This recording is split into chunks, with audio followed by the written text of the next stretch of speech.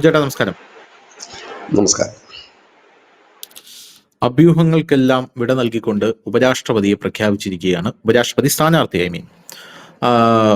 N D എയുടെ സ്ഥാനാർത്ഥി CP Radhakrishnan.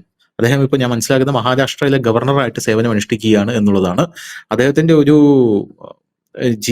ജീവിതത്തിലൂടെ കടന്നു പോകുമ്പോൾ സംഭവ ബഹുലമായിട്ടുള്ള ഒരു ജീവിതമാണ്. എന്തുകൊണ്ടാണ് അദ്ദേഹത്തെ ഉപരാഷ്ട്രപതി ആക്കേണ്ടത് എന്നുള്ളൊരു ചോദ്യം പല ആൾക്കാരും ചോദിക്കുന്നുണ്ട്. അതിനൊരു ചെറിയൊരു മറുപടി ഉണ്ട്. 1957 ഒക്ടോബർ 20 തിരുപ്പൂരിൽ ജനിച്ച മനുഷ്യനാണ്. ബിസിനസ് അഡ്മിനിസ്ട്രേഷനിൽ ബിരുദമുണ്ട്. RSS ജനസംഘം എന്നിവരുടെ പൊതുരംഗത്തെത്തി. 74 ജനസംഘത്തിന്റെ സംസ്ഥാന എക്സിക്യൂട്ടീവ് കമ്മിറ്റി അംഗമായി. 96 തമിഴ്നാട്ട് BJPയുടെ സെക്രട്ടറിയായി. 98 കോയമ്പത്തൂരിൽ നിന്ന് MP ആയി തെരഞ്ഞെടുക്കപ്പെട്ട് ദേശീയ രാഷ്ട്രീയത്തിൽ വന്നു. 99 അദ്ദേഹം വീണ്ടും തെരഞ്ഞെടുക്കപ്പെട്ടു. പാർലമെന്ററി സ്റ്റാൻഡിംഗ് കമ്മിറ്റി ചെയർമാനായി സേവനമനുഷ്ഠിച്ചു.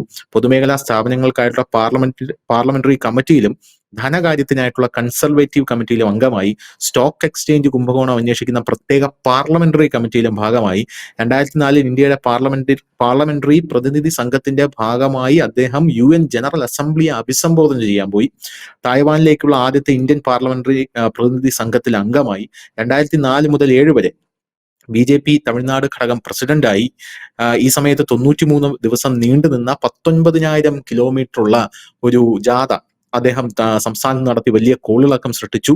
ഇന്ത്യയിലെ നദികളെ ബന്ധിപ്പിക്കുക, ഭീകരത ഇല്ലാതാക്കുക, ഏക സിവിൽ കോഡ് നടപ്പിലാക്കുക, തൊട്ടുകൂടായ്മ അതായത് അൺടച്ചബിലിറ്റി ഇല്ലാതാക്കുക. തമിഴ്നാട്ടിലെ ഏറ്റവും കൂടുതലുള്ള സംഭവമാണിത്. ഒരു സാമൂഹിക പരിഷ്കർത്താവ് എന്നുള്ള രീതിയിൽ നമുക്ക് വേണമെങ്കിൽ അദ്ദേഹത്തെ വിലയിരുത്താം. ലഹരി മരുന്നുകൾക്കെതിരെ പോരാടുക തുടങ്ങിയ ആവശ്യങ്ങൾ ഉന്നയിച്ചായിരുന്നു അദ്ദേഹം നടത്തിയ ഈ ജാഥ എന്ന് പറയുന്നത്. പിന്നീട് 2 പദയാത്ര കൂടെ ഇതേ കാര്യം പറഞ്ഞ് അദ്ദേഹം നയിച്ചിട്ടുണ്ട്. പിന്നെ നരേന്ദ്രമോദിയുടെ വിശ്വസ്തനാണ്. ഇതിൽ പരം ഒരു ക്വാളിഫിക്കേഷൻ ഉപരാഷ്ട്രപതിയാവാൻ എനിക്ക് തോന്നുന്നു BJP വളരെ രസകരമാണ്. അവർ കണ്ടുപിടിച്ചു കൊണ്ടുവരുന്ന ആൾക്കാരൊക്കെ എന്തോ ക്വാളിഫിക്കേഷൻ ആണെന്ന് നോക്കി അദ്ദേഹത്തിന്റെ ആ ഒരു ജീവിതം എടുത്തു നോക്കിക്കഴിഞ്ഞാൽ തന്നെ അദ്ദേഹത്തിന്റെ ഒരു ക്വാളിറ്റി ഓഫ് ലൈഫ് നമുക്ക് മനസ്സിലാക്കാൻ സാധിക്കും. പക്ഷെ ഇതല്ല നമ്മുടെ വിഷയം. പ്രതിപക്ഷത്തിന് വലിയൊരു അടി കിട്ടിയതുപോലെയാണ് ഇദ്ദേഹത്തെ ഇപ്പോ. അങ്ങനെ തന്നെയാണല്ലോ രാംനാഥ് കോവിന്ദിനെ എന്തിനു പറയുന്നു, നമ്മുടെ APJ അബ്ദുൽ കലാം. അദ്ദേഹത്തെ ഇപ്പോഴും നമ്മുടെ BJP-ക്കാര് വേറൊരു പ്രസിഡന്റിനും വേണ്ട, അദ്ദേഹമാണ് നമ്പർ 1 എന്നാണ് BJP-ക്കാരെന്തിനാ പ്രതിപക്ഷം പറയുന്നതാണ്. നമ്മുടെ രാജ്യത്തെ മുസ്ലിങ്ങൾ അവർക്ക് APJ അബ്ദുൽ കലാം കഴിഞ്ഞിട്ടേ ഉള്ളൂ ഇന്ത്യൻ പ്രസിഡന്റായിട്ട് വേറെ ആരെങ്കിലും. രണ്ടാമത് മൻമോഹൻ സിംഗ് വന്നപ്പോ അദ്ദേഹത്തിനെ രണ്ടാമത് പ്രസിഡന്റ് ആക്കിയില്ല. പോട്ടെ, അദ്ദേഹത്തിനെ പോലെ ഒരു വളരെ ഡൗൺ ടു എർത്ത് ആയിട്ടുള്ള ഇത്രയും ലളിതമായിട്ടുള്ള ജീവിതം നയിക്കുന്ന ഒരു പ്രസിഡന്റിനെ എനിക്ക് ഭയങ്കര ആരാധനയാണ് അദ്ദേഹത്തോട്. അത് കഴിഞ്ഞിട്ട് വന്ന രാംനാഥ് കോവിന്ദ് ആരായിരിക്കും BJP കൊണ്ടുവരുന്നതെന്ന് ആലോചിച്ചപ്പോൾ ഒരു ദളിത് സമൂഹത്തിൽ നിന്ന് കൊണ്ടുവന്നു. ഇപ്പൊ കൊണ്ട ദ്രൗപദി മുർമു ഗോത്ര വിഭാഗത്തിൽപ്പെട്ട ഒരു സ്ത്രീ. അത് കഴിഞ്ഞ് ഇപ്പോ കൊണ്ടുവരുന്ന ഉപരാഷ്ട്രപതിയായിട്ടുള്ള ഈ CP രാധാകൃഷ്ണൻ എന്ന് പറയുന്ന വ്യക്തി. അപ്പോ നമ്മുടെ വലിയ അഭ്യൂഹങ്ങളൊക്കെ ഉണ്ടായിരുന്നു. ആരിഫ് മുഹമ്മദ് ഖാനെ കൊണ്ടുവരും, ശശി തരൂരിനെ കൊണ്ടുവരും. കേരളത്തിലെ മാധ്യമം അത് വലിയൊരു ക്വാളിറ്റി ആട്ടോ. BJP അങ്ങനെ കണ്ടുപിടിക്കാനും അവൻ എന്താണ് മനസ്സിൽ ചിന്തിക്കുന്നത് എന്നുള്ള കാര്യം കണ്ടുപിടിക്കാനും. പക്ഷെ അവർ കൊണ്ടുവരുമ്പോൾ അതൊരു ഒന്നൊന്നര കൊണ്ടുവരവായിരിക്കും. ഇപ്പോ നമ്മൾ ഈ ട്രംപുമായിട്ടുള്ള വിഷയങ്ങളൊക്കെ നടക്കുന്നുണ്ട്. രാജ്യത്തിനകത്ത് ഒരു ആഭ്യന്തര കലാപം നടത്താനുള്ള ഒരു സാധ്യത കാണുന്നുണ്ട്. പിന്നെ ഈ സോറോസും ഒക്കെ പൂട്ടിപ്പോയത് കൊണ്ടാണ് ഇന്നലെ നമ്മൾ വാർത്ത കൊടുത്തിരുന്നല്ലോ. അതായത് 100 കമ്പനി ആയിരുന്നു അവന്റെ കമ്പനി, ഇപ്പൊ 16 കമ്പനിയായിട്ട് ചുരുങ്ങിയിട്ടുണ്ട്, 16 ഓഫീസുകളായിട്ട് ചുരുങ്ങിയിട്ടുണ്ട്. അത് കഴിഞ്ഞിപ്പോ ഓട്ചോരി രാഹുൽ ഗാന്ധി തെരുവിലിറങ്ങൂ എന്ന് പറഞ്ഞ് ജനങ്ങളെ തെരുവിലിറക്കാൻ ശ്രമിക്കുന്നുണ്ട്. പക്ഷെ അങ്ങോട്ട് ഇറങ്ങുന്നില്ല. ഒരു ഫണ്ട് വരുന്നില്ലെന്നാണ് എനിക്ക് തോന്നുന്നത്. മണിപ്പൂരും ഒരു വാർത്തയും കേൾക്കുന്നില്ല. വടക്ക് കിഴക്ക് ഏറെക്കുറെ ശാന്തമായി വരുന്നു. ഫണ്ടുകളൊന്നും ഇങ്ങോട്ട് ഒഴുകി വരുന്നില്ല. അപ്പോഴാണ് ഇങ്ങനെ ഒരു അടി. അതായത് ഉപരാഷ്ട്രപതി CP രാധാകൃഷ്ണൻ. എന്തുകൊണ്ടാണ് നരേന്ദ്രമോദി CP രാധാകൃഷ്ണനെ ഉപരാഷ്ട്രപതി ആക്കുന്നത്? പ്രതിപക്ഷത്തിന് ഇതിൽ എന്താണ് റോള്? അവരെന്തിനാണ് ഭയപ്പെടുന്നത് CP രാധാകൃഷ്ണൻ ഉപരാഷ്ട്രപതിയായിട്ട് വരുമ്പോൾ? CP രാധാകൃഷ്ണൻ എന്ന് പറഞ്ഞു കഴിഞ്ഞാൽ അവർക്ക് ദക്ഷിണേന്ത്യയിൽ എല്ലായിടത്തും അദ്ദേഹം ഗവർണറായിട്ട് ഇരുന്നിട്ടുണ്ട്. തെലങ്കാന, ഏകദേശം ഇനി കേരളവുമായിട്ടും ബന്ധമുണ്ട്. ഈ BJPയുടെ എനിക്കൊന്ന് K സുരേന്ദ്രൻ പ്രസിഡന്റ് ആയിരുന്ന കാലഘട്ടത്തിൽ ഒരു 2 വർഷക്കാലം അദ്ദേഹം കേരളത്തിന്റെ പ്രഭാരിയായിരുന്നു BJPയുടെ. അപ്പോ എനിക്ക് തോന്നുന്നു ആ ഒരു സമയത്ത് കുറച്ചുകൂടി കേഡർ സ്വഭാവം BJP കേരളത്തിൽ വന്നതായിട്ട് എനിക്ക് തോന്നിയിട്ടുണ്ട്. കാരണം പത്രസമ്മേളനമായാലും ഈ നേതാക്കന്മാരുടെ അങ്ങോട്ടും ഇങ്ങോട്ടുള്ള വഴക്കായാലും ഒക്കെ പുള്ളി ഒരു വടിയെടുക്കുന്ന ഒരു മനുഷ്യനായിട്ട് എനിക്ക് പലപ്പോഴും ഫീൽ ചെയ്തിട്ടുണ്ട്. 2 വർഷമൊക്കെ ഉണ്ടായിരുന്നുള്ളൂ, വളരെ കുറച്ച് ടൈമേ ഉണ്ടായിരുന്നു. അത് മാത്രമല്ല ദക്ഷിണേന്ത്യയിൽ എല്ലായിടത്തും ഗവർണറായിരുന്നുണ്ട്. എല്ലാവരുമായി നല്ല ബന്ധമാണ്. എസ്പെഷ്യലി DMK-യുമായി നല്ല ബന്ധമുള്ള ഒരു OBC നേതാവാണ് CP രാധാകൃഷ്ണൻ. അദ്ദേഹം ലോക്സഭയിലേക്ക് ജയിച്ചത് വലിയ തമാശയുള്ള കാര്യമാണ്. ഒരു തവണ ADMK-യുടെ പിന്തുണയോടെ ജയിച്ചു, മറ്റേ തവണ DMK-യുടെ പിന്തുണയോടെ കൂടിയാണ് അദ്ദേഹം ജയിച്ചത്. അതായത് നമ്മുടെ ഈ കോയമ്പത്തൂർ ബോംബ് സ്ഫോടനം നടന്നല്ലോ, നമ്മുടെ മദനി പോയിട്ട് ബോംബ് വെച്ച് കുറെ പേരെ ആ ഇതിൽ വലിയ ഭൂരിപക്ഷമായിരുന്നു അദ്ദേഹത്തിന് കിട്ടിയത്, BJP കിട്ടിയത്, ഈ CP രാധാകൃഷ്ണൻ കോയമ്പത്തൂർ ജയിച്ചത്. അപ്പോ ഇതിനകത്ത് ശ്രദ്ധേയമായ ഒരു കാര്യം എന്ന് പറഞ്ഞു കഴിഞ്ഞാൽ, ഇവിടെ ഇപ്പൊ ഈ നരേന്ദ്രമോദി ചെയ്തിരിക്കുന്ന ഒരു കാര്യം, കഴിഞ്ഞ കുറെ നാളുകളായിട്ട് അദ്ദേഹം ഈ ദക്ഷിണേന്ത്യ, പ്രത്യേകിച്ച് തമിഴ്നാട് കേന്ദ്രീകരിച്ചുകൊണ്ടാണ് അദ്ദേഹത്തിന്റെ നീക്കങ്ങൾ കുറെ സ്ട്രോങ് ആയിട്ട് മുമ്പോട്ട് പോകുന്നത്. വലിയ രീതിയിൽ തന്നെ അവിടെ വികസനത്തിന് ഫണ്ട് കൊടുക്കുന്നു എന്ന് മാത്രമല്ല, സ്റ്റാലിൻ നമ്മുടെ പിണറായിയേക്കാളും രൂക്ഷമായ രീതിയിൽ നരേന്ദ്രമോദി വിമർശിക്കുന്ന ആളാണെന്നുണ്ടെങ്കിലും, ഒരു വർഷത്തിൽ 4 തവണ മോദിക്ക് വിരുന്ന് കൊടുക്കും, 6 തവണ അമിത്ഷായ്ക്ക് വിരുന്ന് കൊടുക്കും, രാജ്നാഥ് സിംഗിനെ ചെറിയ പാർട്ടിക്ക് പോലും വിളിച്ചു കൊണ്ടുപോകും. ഇങ്ങനെയുള്ള എല്ലാ പരിപാടികളും ചെയ്യുന്നുണ്ട്. അത് മാത്രമല്ല, ഈ അടുത്ത സമയത്ത് ഈ CP രാധാകൃഷ്ണനുമായിട്ട് നല്ല ബന്ധമുള്ള ഒരു നേതാവാണ്, ഈ സ്റ്റാലിനുമായി നല്ല ബന്ധമായിരുന്നു. ഈ അടുത്ത് സ്റ്റാലിന്റെ ഒരു സഹോദരിയുടെ ഭർത്താവ് മരിച്ച സമയത്ത് CP രാധാകൃഷ്ണൻ അദ്ദേഹത്തിന്റെ വീട്ടിൽ ചെന്നപ്പോൾ ഭയങ്കര അഭ്യൂഹങ്ങളൊക്കെ പരന്നു. എന്താണ് അവർ തമ്മിൽ സംസാരിച്ചെന്നുള്ളതൊന്നും വാർത്ത വന്നില്ല. എനിക്ക് തോന്നുന്നത് ഒരുപക്ഷെ ഇതായിരിക്കാം. ഈ അടുത്തായിരുന്നത്, ഈ അടുത്ത കുറച്ച് ദിവസം മുമ്പ് സ്റ്റാലിന്റെ വീട്ടിൽ ചെന്ന് ചേച്ചിയുടെ ഹസ്ബൻഡ് മരിച്ചിടത്ത് ആ ഒരു ചടങ്ങ് കഴിഞ്ഞിട്ടാണ് പോയത്. അതായത് ഇവർ തമ്മിലൊരു ചർച്ച നടന്നിരുന്നത്. എന്താണ് എന്നുള്ള വിവരം അദ്ദേഹവും പറഞ്ഞില്ല, സ്റ്റാലിനും പറഞ്ഞിട്ടില്ല എന്താണ് ചർച്ച നടന്നത്. ഒരുപക്ഷെ ഇത് സംബന്ധിച്ച് എന്തെങ്കിലും സൂചന ആയിരുന്നു എന്നുള്ള ഒരു സംശയം ഇപ്പോൾ തോന്നുന്നുണ്ട്. അന്നെന്താണ്, അത് തന്നെയുമല്ല, DMK BJP ആയിട്ട് അങ്ങനെ പ്രത്യക്ഷത്തിലൊരു ഓപ്പോസിഷൻ ആണ് എങ്കിൽ പോലും ഇവർ ഒന്നിച്ച് ഭരിച്ചിട്ടുള്ളവരാണ്. ഇത്തവണ ലോക്സഭയിൽ BJP അധികാരത്തിൽ കയറുന്നതിന് തൊട്ടു മുമ്പ് അവർ ഒഫീഷ്യലായിട്ട് തന്നെ DMK വരൂ, ഞങ്ങളോടൊപ്പം, ഞങ്ങളുടെ അലയൻസിൽ പങ്കെടുക്കൂ എന്ന് പറഞ്ഞിരുന്നതാണ്. പക്ഷെ അവർ പോയിരുന്നില്ല. ഇപ്പോഴ് അവര് ചെയ്യുന്ന ഒരു വലിയ കാര്യം, ഇത് ശരിക്കും പറഞ്ഞാല് ഇപ്പൊ രാഹുൽ ഗാന്ധി വോട്ട് ചോറിയും ഒക്കെ ആയിട്ട് ബീഹാറിൽ യാത്ര നടത്തുന്നുണ്ട്. ഈ സാഹചര്യത്തിലാണ് ഈ തമിഴ്നാട്ടിൽ നിന്നുള്ള ഒരു ഉപരാഷ്ട്രപതി വരുന്നത്. നമ്മളിപ്പോ പൊതുവെ കണ്ടുവന്നിരിക്കുന്ന ഒരു കാര്യം, കേരളം ഒഴിച്ച് ബാക്കിയുള്ള സ്ഥലത്തു നിന്നൊക്കെ ഈ ഉന്നത പദവിയിലേക്ക് ഒരു വ്യക്തി അവിടെ എത്തുമ്പോൾ, അതായത് വെങ്കയ്യ നായിഡു ആന്ധ്രയിൽ നിന്ന് വന്നപ്പോഴും ഒപ്പം തന്നെ ഈ തൻകർ വന്നപ്പോഴും ഒക്കെ തൃണമൂൽ വിട്ടുനിന്നിരുന്നു. അപ്പം നമ്മുടെ ഒരു ഉപരാഷ്ട്രപതി ആകട്ടെ അല്ലെങ്കിൽ രാഷ്ട്രപതി ആകട്ടെ എന്നൊരു ചിന്ത ആ നാട്ടുകാർക്കൊപ്പം നിൽക്കുന്ന ഒരു പൊളിറ്റിക്സ് ആണ് ബാക്കി എല്ലാ സംസ്ഥാനത്തും. പക്ഷെ കേരളത്തിൽ അങ്ങനെയല്ല. ഉപരാഷ്ട്രപതിയിൽ നിന്ന് കേരളത്തിൽ നിന്ന് 4 പേര് പുള്ളിക്കെതിരെ മത്സരിക്കും, ഉള്ള വോട്ട് ചിഹ്ന ഭിന്നമാക്കി കളയും. പക്ഷെ അങ്ങനെയല്ല. അപ്പൊ തമിഴ്നാട് ഇതിൽ വേറിട്ട് ചിന്തിക്കുക. കാരണം തമിഴ്നാടിനെ സംബന്ധിച്ച് നിയമസഭാ ഇലക്ഷൻ അടുത്തു വരുന്നൊരു സമയം. ഒപ്പം തന്നെ തമിഴ്നാട്ടിൽ നിന്ന് ഇതിനു മുമ്പും ഒരു രാഷ്ട്രപതിയെ സൃഷ്ടിച്ചത് BJP തന്നെയായിരുന്നു, ശ്രീ APJ അബ്ദുൽ കലാം. വെങ്കട്ടരാമനൊക്കെ അവർക്ക് വന്നിട്ടുണ്ട് എങ്കിൽ പോലും BJP കൊണ്ടുവന്ന 2 പേരാണ്. അതൊന്ന് ശ്രീ APJ അബ്ദുൽ കലാം, രണ്ടാമത് കൊണ്ടിരുന്ന തമിഴ്നാട്ടുകാരനായ OBC കാരനായ ശ്രീ CP രാധാകൃഷ്ണൻ. പക്ഷെ ഇദ്ദേഹത്തിന് മറ്റൊരു പ്രത്യേകത വെച്ചാൽ ഇയാൾ ഈ കുങ്കനാട്ടിൽ നിന്നുള്ളതാണ്. കഴിഞ്ഞ ഈ കുറച്ച് ദിവസങ്ങൾക്ക് മുമ്പ് നമ്മുടെ സ്റ്റാലിൻ ഈ തിരുപ്പൂരിൽ പോയിട്ടൊരു വലിയ പ്രസംഗം നടത്തിയിരുന്നു. DMKയുടെ വിജയത്തേർ ഓടുന്നത് കുങ്കനാട്ടിൽ. കാരണം കുങ്കനാട് BJPക്ക് ഓരോ ഹോൾഡറുള്ള ഏരിയയാണ്, ADMKക്ക് ഉണ്ട്. അപ്പം അവിടെ നിന്നായിരിക്കും എന്ന് പറഞ്ഞു. പക്ഷെ ഇപ്പൊ അവിടെ നിന്നുള്ള ഒരു നേതാവിനെയാണ് BJP കൊണ്ടുവന്ന് ഉപരാഷ്ട്രപതിയായിട്ട് പ്ലേസ് ചെയ്തിരിക്കുന്നത്. അപ്പൊ എന്ത് പറ്റുമെന്ന് വെച്ചാൽ, കുങ്കനാടെന്ന് പറഞ്ഞാൽ തമിഴ്നാട്ടിലെ അത്യാവശ്യം ഡെവലപ്മെന്റ് ഉള്ള അവരുടെ ഒരു വ്യവസായ സ്ഥിരാകേന്ദ്രമാണ്. ഈ പോളിസ്റ്ററും തുണിയും ഒക്കെ ഉള്ള ഒരു സ്ഥലമാണ്. കുങ്കനാടെന്ന് പറയുമ്പോ ഏതൊക്കെ ജില്ലകൾ വരും? കോയമ്പത്തൂർ, തിരൂര്, സിലിഗുരി, അങ്ങനെ പോകുന്ന 5 ജില്ലകൾ വരും. സേലം, വടക്ക് പടിഞ്ഞാറൻ മേഖലയാണ്. അതായത് ഈ നമ്മുടെ ഈ കേരളത്തിന്റെ ബോർഡറും കർണാടകത്തിന്റെ ബോർഡറും കൂടെ ചേർന്ന് വരുന്ന ഒരു പ്രദേശമാണ്. അപ്പം ഇവിടുത്തെ ഒരു പ്രധാന പ്രശ്നം, ഇവർക്ക് പ്രത്യേക സംസ്ഥാനം വേണമെന്നൊക്കെ പറഞ്ഞ് ഒരുപാട് നാളായിട്ട് സ്ട്രൈക്ക് നടത്തുകയൊക്കെ ചെയ്തു. അവിടെ നിന്നാണ് ഈ BJP പച്ച പിടിക്കുന്നത്. ശരി, നിങ്ങൾക്ക് ഇത് ഉണ്ടാക്കി തരാമെന്ന് പറഞ്ഞിട്ട് ഈ സമരം ചെയ്തൊരു നേതാവിനെ പിടിച്ചിട്ട് BJP അവരുടെ പ്രസിഡന്റ് ആക്കി വെച്ചിരുന്നു. അതായത് ഈ കുങ്കനാടിന് വേണ്ടി സമരം, പ്രത്യേക പാർട്ടിയുണ്ട്, എന്തോ ഒരു കോൺഗ്രസ് പാർട്ടിയാണത്. ആ നേതാവിനെ പിടിച്ച് BJPയിലൂടെ കൊണ്ടുവന്നു. അതങ്ങ് ചെയ്തു. എന്നിട്ട് ഇടയ്ക്കിടയ്ക്ക് പറയും, ഇന്നും ഇപ്പൊ ഒരു ഉദാഹരണം ഞാൻ പറഞ്ഞു, നമ്മുടെ ഈ മുരുകൻ കേന്ദ്രമന്ത്രിയായ സമയത്ത് ശ്രീ നരേന്ദ്രമോദി എങ്ങനെയാണ് മുരുകൻ അഭിസംബോധന ചെയ്തത്? കുങ്കനാടിന്റെ കേന്ദ്രമന്ത്രി എന്നാണ്. അങ്ങനെ എന്തോ ഒരു അഭിസംബോധന ചെയ്ത് വലിയ വിവാദമായിരുന്നു. സ്പ്ലിറ്റ് ഉണ്ടാക്കാൻ വേണ്ടി ശ്രമിക്കുകയാണെന്നൊക്കെ പറഞ്ഞിട്ട്. ഇതൊരു വലിയ ഒരു സ്ഥലമാണ്, ചെറിയ സീറ്റൊന്നുമല്ല അവിടെ ഉള്ളത്.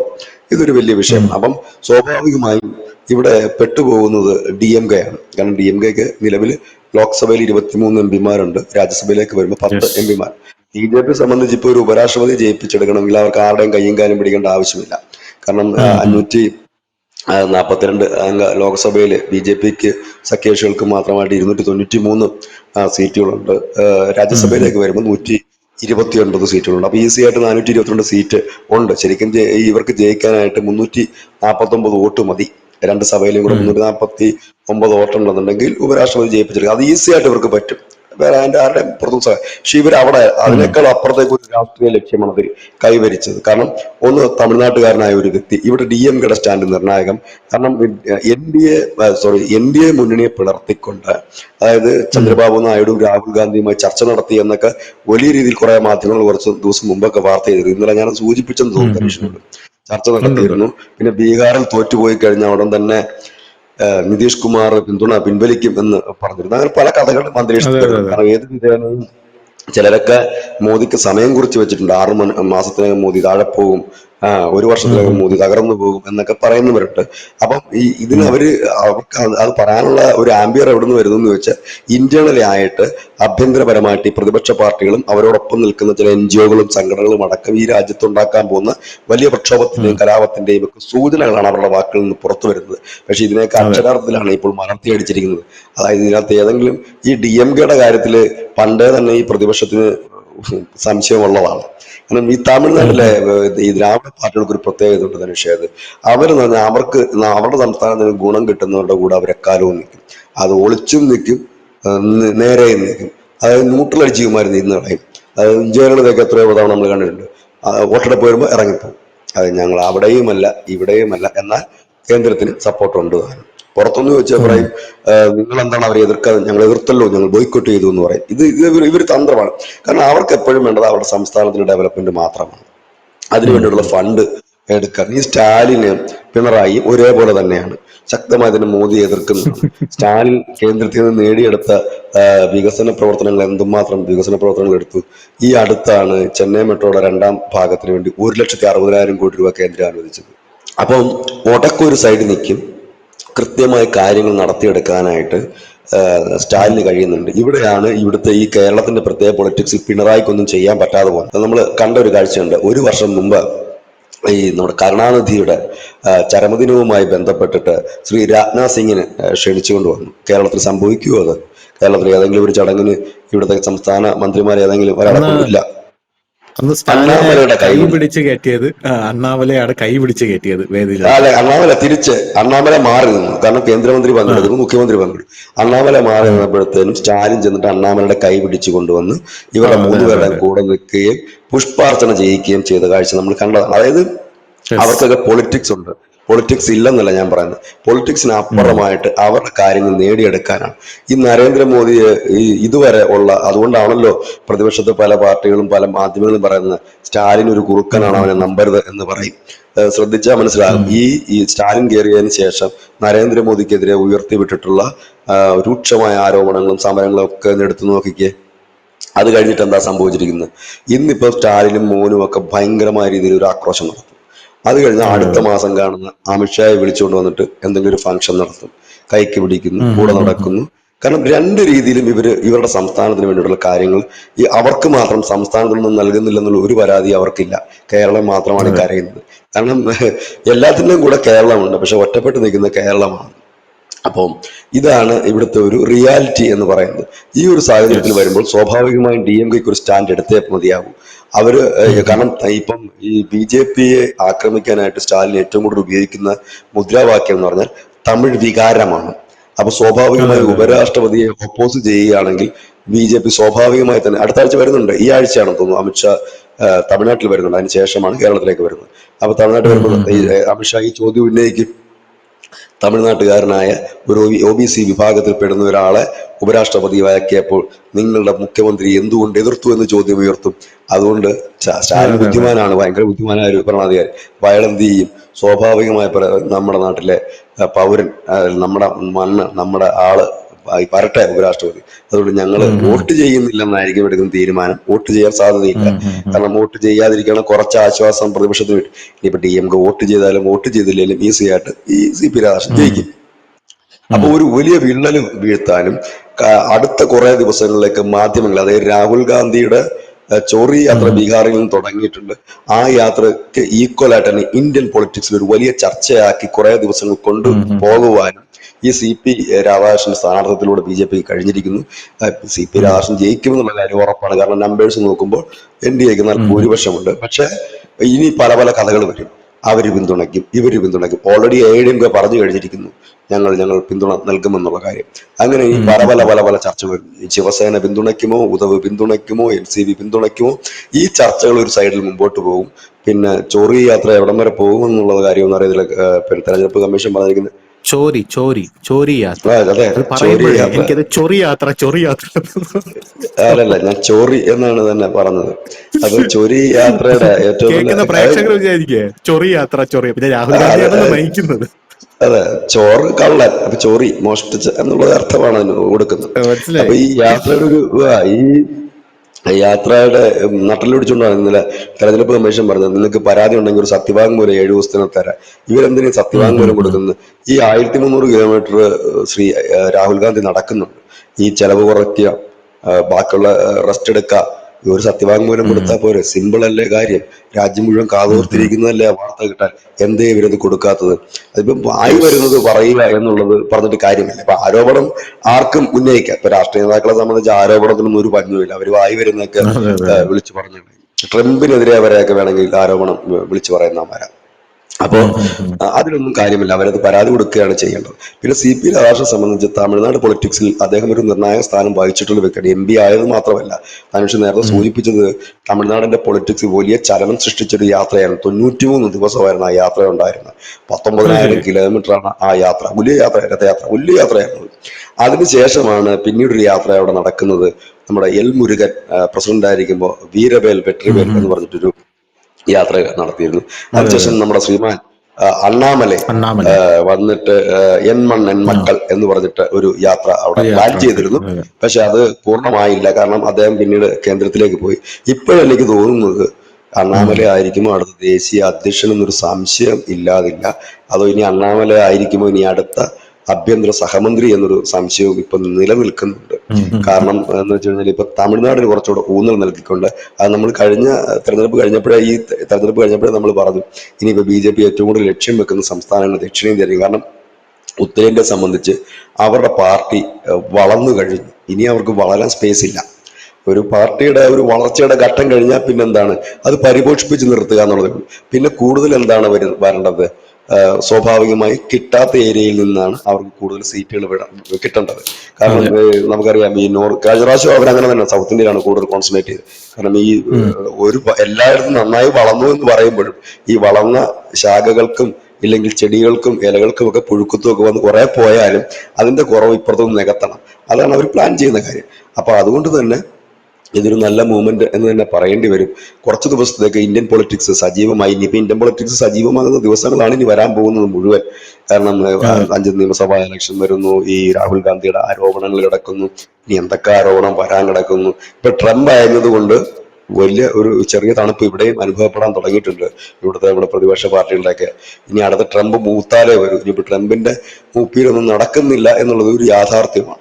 ഏതായാലും ഇന്ത്യൻ പൊളിറ്റിക്സിൽ ഇനി എന്തൊക്കെ എന്നുള്ളത് വരും ദിവസങ്ങളിൽ അറിയാൻ പറ്റും. ഏതായാലും മാധ്യമ സിംഹങ്ങൾക്കൊന്നും പ്രവചിക്കാൻ കഴിയാതിരുന്ന ഒരു സ്ഥാനാർത്ഥിത്വമായിരുന്നു ഇത്.